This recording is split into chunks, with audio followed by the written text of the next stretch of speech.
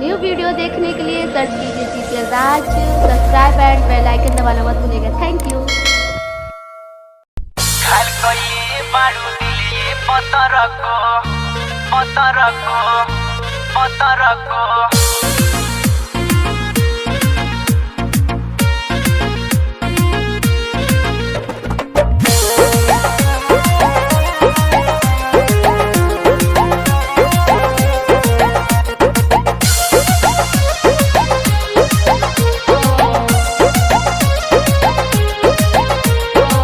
घायल कैले हे बारू दिले पतर को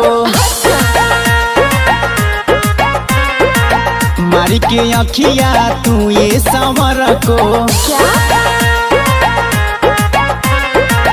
पौंगा के छागल तोहर अखिया के काजल, पौंगा के छागल तोहर अखिया के काजल देख के भईनी पागल ये सावर को। घायल कैले हे बारू दिले पतर को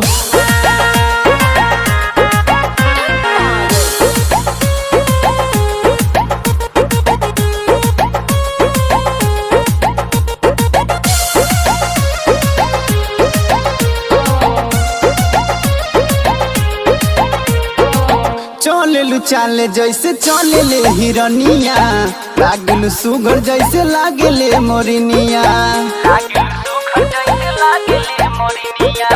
चले चाले जैसे चले ले हिरनिया, लागलू सुगर जैसे लागले मोरिनिया। कनामा के बाली गोरी तोहर बसजल, कनामा के बाली गोरी तोहर बसजल उठ लाली निक लागल समर को। घायल कैले हे बारू दिले पतर को।